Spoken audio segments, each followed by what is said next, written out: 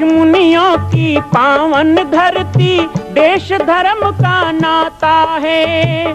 कहते सारे लोग यही हैं, गो हमारी माता है।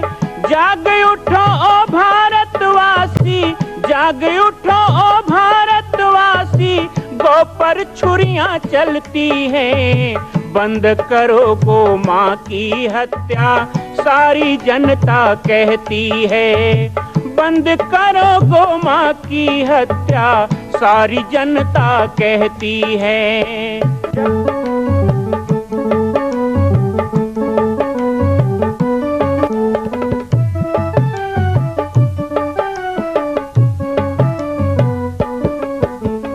जगह जगह पर बूचड़ खाना, लाखों गौएं कटती हैं।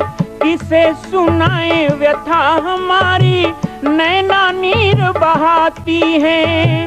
रक्षा करना गौ माता की,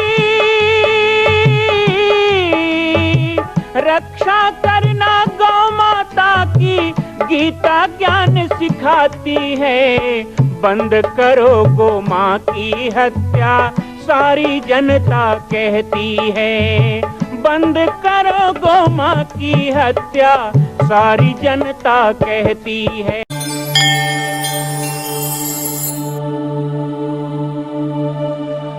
ओम श्री परमात्मने नमः। श्रीमद् भगवद गीता गीता पाठ के कार्यक्रम में आप सभी का स्वागत है। प्रति रविवार की भांति आज भी श्रीमद् भगवद गीता के पाठ प्रसंगों पर हम चर्चा करेंगे। श्रीमद् भगवद गीता को पाठ करने से पहले कुछ ऐसी बातें जानना जरूरी है जिसे हम आपको लगातार हर हफ्ते बता रहे हैं। आज हमारे पास एक जिज्ञासा भी आई है। श्रीमती सुमन पांडे जी हैं कोई कुगदुर से, जिन्होंने एक जिज्ञासा हमें 2-3 दिन पहले प्रेषित की थी कि गीता पाठ में आपने कहा कि ये भगवान कृष्ण के मुख से निकली हुई वाणी है, लेकिन एक श्लोक आता है ऋषिर्भिः बहुधा गीतम, अर्थात ऋषियों ने इसे बहुत बार गाया इसलिए इसे गीता कह दिया गया। बहुत ऋषियों ने जिसे गाया हो वो गीता है, अर्थात एक व्यक्ति कोई गाए तो वो गीत होता है। यदि केवल भगवान कृष्ण ने इसे गाया होता तो वो गीत कहलाता, गीता नहीं। लेकिन बहुधा वदंती होने से ये गीता है। श्रीमद् भगवद गीता को ऋषिर्भिः बहुधा गीतम क्यों कहा जाता है, आज इस पर थोड़ी सी चर्चा करेंगे। और साथ ही गीता सूत्र हमारे जीवन में किस तरह कार्य करती है, अर्थात जिन्होंने भी गीता को अपने जीवन में उतारा उनके जीवन में क्रांति क्यों आई, उन्होंने क्रांति क्यों की। आपको जानकर आश्चर्य होगा कि केवल ऋषि मुनियों ने ही नहीं बल्कि आधुनिक काल के भी हमारे महापुरुषों ने गीता को अपना जीवन दर्शन बनाया, जिसमें लोकमान्य तिलक जी, महात्मा गांधी जी, सरदार वल्लभ भाई पटेल जी और तो और बाबा अंबेडकर जी, जिन्होंने संविधान की रचना की। इन सब ने गीता का अध्ययन किया। इनसे थोड़ा पहले जाएंगे तो क्रांति की उद्घोष करने वाली महारानी लक्ष्मीबाई, पूरे भारतवर्ष में आध्यात्मिक क्रांति लाने वाली अहिल्याबाई, चाहे फिर आज़ादी के वो वीर सपूत सरदार भगत सिंह, चंद्रशेखर आज़ाद, जिन्होंने जेल में भी गीता का पाठ किया। गीता आज़ादी की लड़ाई में एक बहुत बड़ा हथियार था। गीता से लोग शांति पाठ भी सीख रहे थे और गीता से क्रांति पाठ भी सीख रहे थे। कहते हैं कि भारत की आज़ादी की लड़ाई में, जबकि हम अभी अमृत महोत्सव मना रहे हैं, तो आज़ादी की लड़ाई में वीर सपूतों ने एक गरम दल भी था, एक नरम दल भी था, लेकिन गीता दोनों ही दल को शिक्षा देने के लिए पर्याप्त थी। ऐसे जाने अनजाने बहुत नाम है भारत के वीर सपूतों का, जिन्होंने गीता को सूत्र बनाया। लाल बहादुर शास्त्री जी ने गीता पर निबंध भी लिखे। अटल बिहारी वाजपेयी जैसे लोगों ने भारत के विभिन्न अंगों को प्रशस्त करने के लिए गीता को सूत्र बनाया। वर्तमान समय में भी ये हमारे देश के लिए सौभाग्य की बात है कि बहुत से राजनीतिक छवि हैं जो गीता को अपना आदर्श मानते हैं, और शायद इसीलिए भारत की राजनीति अभी इतनी पवित्र बची हुई है।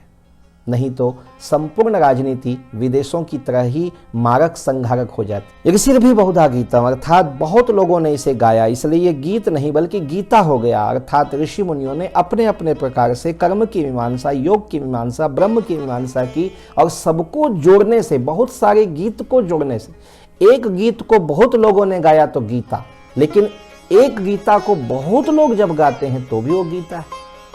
इसलिए भगवान कृष्ण के मुख से निकली हुई इस वाणी को गीता सुगीता भवतु कहा गया है। गीता गीता ही नहीं, सुगीता, अर्थात इससे सुंदर कोई गीत हो ही नहीं सकता। उदाहरण के लिए अंतर देखते हैं कि गीता सुबोध संस्कृत में है। एक संस्कृत होता है जो कठिन होता है, कुछ संस्कृत हमारे वेदों में है। सामवेद को आप यदि गद्य में गाएं तो वो आपको समझ में नहीं आएगा, वो संस्कृत है। उसके एक हूं में, एक से में, एक ह में कई शब्दावली छुपी हुई है, लेकिन जब उसे गाया जाता है तो हम केवल सुन सकते हैं, समझ नहीं सकते। लेकिन सुबोध संस्कृत वो है जो छोटे बच्चों को वर्णमाला जब क ख ग घ पढ़ाया जाता है, ऐसी ही सुबोध संस्कृत गीता है। इसलिए भी ये सबको अच्छी लगती है। भगवान श्री कृष्ण ने गीता में यज्ञ के बारे में, ध्यान के बारे में, उपासना के बारे में, कर्म के बारे में, कर्तव्य के बारे में सब कुछ बताया। यज्ञ के बारे में तो यहाँ तक कहा कि यज्ञ की प्रक्रिया ही कर्म है। हम लोग जो भी कर्म करते हैं, मैं कई बार ऐसा विश्लेषण करता हूँ कि माताएं रोज भोजन बनाती हैं, उनको समझना चाहिए। गीता कहती है, आप गीता पढ़ेंगे आपकी दृष्टि बदल जाएगी। अभी आप भोजन बनाने के लिए रसोई घर में जाती हैं, पर गीता पढ़ेंगे भगवान कृष्ण की वाणी तो आप यज्ञ करने के लिए रसोई में जाएंगे, क्योंकि आपका रसोई घर ही यज्ञशाला है। उसमें जलने वाली अग्नि हवन कुंड है और आप उसमें जो भोजन बनाती हैं वो स्वाहा है। गीता पढ़ने वाले बालक बालिका अपने विद्यालय को ही यज्ञ कुंड मानते हैं। विद्यालय यज्ञशाला, ये जो ग्रंथ कापी खुली हुई है वो हवन कुंड, और जो उसमें वो अक्षर लिखते हैं वो आहुति। एक किसान यदि गीता पाठी हो, हमारे देश का किसान गीता पाठी हो, तो उस किसान के लिए उसका खेत यज्ञ है। खेत ही यज्ञशाला है। हल चला करके वो उसमें आहुति देता है, बीज छोड़ता है, जैसे मंत्र देते हैं ब्राह्मणगण यज्ञों में। भगवान कृष्ण की यह जो सोच है वो दृष्टि बदल देने वाली और सृष्टि बदल देने वाली। ये सोच किसी ऋषि महात्मा ने नहीं दिया। उन्होंने कहा खेती तो खेती, यज्ञ तो यज्ञ, लेकिन भगवान कृष्ण ने यज्ञ में खेती, खेती में यज्ञ, और जीवन में यज्ञ और यज्ञ में जीवन दिखाया। ऐसे ही कर्मयोग के सिद्धांत को भी उन्होंने कहा। आज हम गीता पढ़ते हैं पर क्या कारण है कि उसको समझ नहीं पाते हैं। भगवान के बारे में बहुत कुछ हम सीखते हैं, पूजा करते हैं, नाम जपते हैं, माला करते हैं, पर भगवान को नहीं समझ पाते हैं। उसका कारण भी गीता हमें बताती है। देखिए, जिस परिवार में हमारा जन्म होता है और हम जहाँ पर पलते बढ़ते हैं, उस परिवार में हम जन्म से जो जो देखते हैं वही सीखते हैं, वो संस्कारों में ये स्वाभाविक है।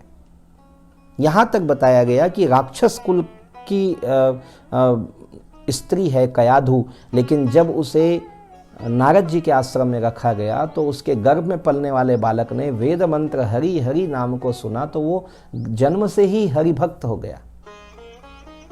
पिता के ही गुण जरूरी नहीं है, वातावरण भी आवश्यक है।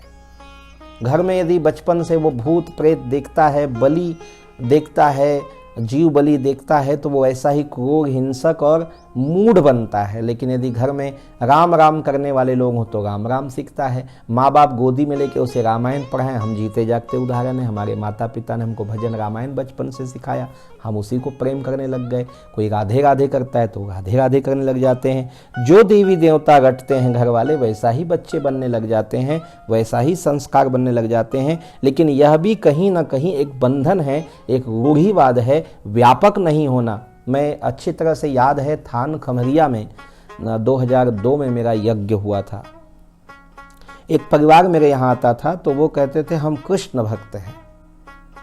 बढ़िया वैष्णव तिलक लगाते थे पूरा परिवार, और भगवान कृष्ण की बड़ी सुंदर सेवा और राधे राधे और भगवान कृष्ण का खूब भजन। लेकिन यज्ञ में जब हम रुद्राभिषेक कराते थे तो एक दिन हमने उनसे कहा कि आप रुद्राभिषेक में आइए, तो कहा नहीं नहीं, हमारे गुरु कहते हैं कि शिव की पूजा नहीं करना है। लिंग पूजा हम नहीं कर सकते। मतलब उनके भाव ही इतने बेकार लगे मुझको कि भाई कृष्ण कृष्ण करते करते वो कृष्ण को ही रूढ़िवाद बना दिया उन्होंने। कृष्ण तो व्यापक है, कृष्ण शिव पूजा करते हैं, राम शिव पूजा करते हैं, शिव भी राम कृष्ण की पूजा करते हैं, रामकृष्ण भी दुर्गा की आराधना करते हैं और दुर्गा भी रामकृष्ण से शक्ति लेती है। हमारे देवी देवता और मान्यताओं में कहीं टकराहट नहीं है, लेकिन ये एक रूढ़िवाद बात आती है। तो ऐसे लोगों को गीता पढ़ना चाहिए। गीता पढ़ने के बाद ऐसे भ्रांत पुरुष को कल्याणकारी शास्त्र गीता प्रमाणित होगी, उन्हें समझ में आएगा कि पैतृक संपदा नहीं है भगवान की पूजा, ये आत्मा और हृदय का मान्यता है, वो धारणा है। धारणा इति धर्म, उसी धारणा को परिपक्व करना और हमारी रूढ़ियाँ, रीति रिवाज, मान्यता, पूजा पद्धति के अनुरूप उसे ना ढाल करके बल्कि परमात्मा की ओर जाना। नहीं तो हम यहीं बंध जाएंगे। जिसको पाने के लिए हम सब कर रहे हैं वो भी हमसे खत्म हो जाएगा। विवेकानंद जी ने गीता पढ़ी, कितनी बड़ी क्रांति कर दी। जीव सेवा शिव सेवा, उन्होंने कहा अध्यात्म करो, पूजा पाठ करो, लेकिन जब तक तुम आंख खोलकर दीन दुखियों को नहीं देखोगे और उनके आंसू नहीं पोंछोगे, तुम्हारा भगवान तुम्हें कभी नहीं मिलेगा। गीता यही कहती है। गीता का रहस्य ही बनकर रह जाता है उन लोगों के लिए जो लोग रूढ़िवाद में फंसे हुए। आप भी यदि केवल रूढ़िवाद और पूजा पद्धति के संकीर्ण जाल में गुथे हुए हो तो उससे बाहर निकलो। कई लोगों को मैं देखता हूँ, इतना सारा मौली बांधेंगे, इतना सारा ताबीज गले पहनेंगे, इतना सारा वो लगा लें। ऐसा नहीं है।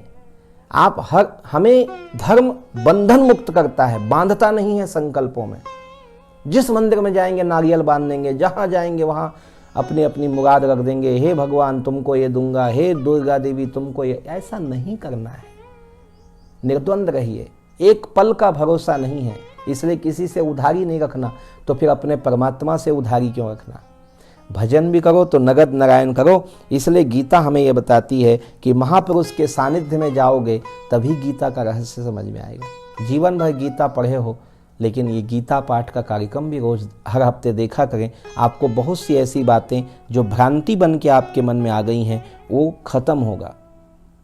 गीता किसी संप्रदाय का ग्रंथ नहीं है, गीता किसी जाति का ग्रंथ नहीं है, लेकिन ये सबको रास्ता बताने वाली, पूर्वाग्रह से जो युक्त है मनुष्य, जो पूर्वाग्रह के कारण बंधा हुआ है जकड़न में, उसको स्वतंत्र करने वाली गीता है।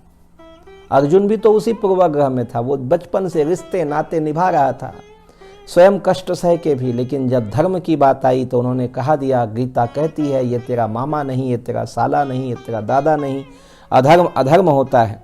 इसलिए ना पाश्चात्य में, ना संस्कृत में, ना संहिताओं में ऐसा उद्धरण मिलेगा जो गीता में। गीता महात्म में आज छोटी सी विश्वामित्र जी की कथा कहते हुए हम अपनी बात को यहाँ विश्राम देंगे। विश्वामित्र जी अर्थात गायत्री मंत्र के उद्घाता। गायत्री मंत्र को किसने बनाया? विश्वामित्र जी ने। विश्वामित्र जी वैसे तो क्षत्रिय थे। एक दिन वो चिंतन कर रहे थे तो ब्रह्मा जी आए, उन्होंने कहा आज से तुम ऋषि हो। उनके चिंतन का कण इतना प्रभावी हुआ कि ब्रह्मा को आना पड़ा ब्राह्मणत्व देने के लिए। विश्वामित्र जी को संतोष नहीं हुआ, चिंतन में लगे गए। कुछ पश्चात देवता और ब्रह्मा पुनः आए, बोले आज से तुम राजर्षि हो। किंतु विश्वामित्र का समाधान नहीं हुआ, अनवरत चिंतन में लगे रहे, तपस्या में लगे रहे। ब्रह्मर्षि हो, राजर्षि हो, ऋषि हो। उन्होंने कहा नहीं, अगली बार ब्रह्मा जी आए तो मैं कुछ अलग बोलूंगा। फिर ब्रह्मा जी आए, उन्होंने कहा आप मुझे जितेंद्रीय ब्रह्मर्षि कहिए, जितेंद्रीय शब्द जोड़िए, क्योंकि जब तक मैं इंद्रियों पे वश नहीं करूंगा मैं कैसे ब्रह्मर्षि और राजर्षि हो सकता हूं। विश्वामित्र ने कहा मुझे जितेंद्रीय ब्रह्मर्षि कहें। ब्रह्मा ने कहा अभी तुम जितेंद्रीय नहीं हो। विश्वामित्र जी पुनः तपस्या में लग गए। उनके मस्तिष्क से तपस्या का ऐसा तेज निकला कि तीनों लोग थर थर कांपने लगा। कथा प्रसिद्ध है। ब्रह्मा जी पुनः आए, कहा अब तुम ब्रह्मर्षि हो, यदि मैं ब्रह्मर्षि हूं तो वेद हमारा वर्ण करे। विश्वामित्र ने शर्त रख दी, वेद मेरा वर्ण करे। जितेंद्रीय होने का आशीर्वाद ब्रह्मा भी नहीं दे सकते, लेकिन वेद उन्होंने चारों वेद विश्वामित्र के हृदय में बिठा दिया। विश्वामित्र जी जहां रहते थे वहां वेद की ऋचाएं भ्रमण करती थी। इसलिए गीता ही एक सूत्र है जो हमें जितेंद्रीय बना सकती है। विश्वामित्र जी को भी यदि जितेंद्रीय बनना पड़ा तो आत्म तत्व की ओर जाना पड़ा और वो आत्म तत्व गीता देती है। तो हम विश्वामित्र की तरह बन जाएं, हम सारे वेदों को भी ग्रहण कर लें तो भी जितेंद्रीय होने के लिए, जीवन मुक्त होने के लिए, जीवन के यथार्थ को जानने के लिए, इस क्रांति को लाने के लिए गीता पाठ आवश्यक है।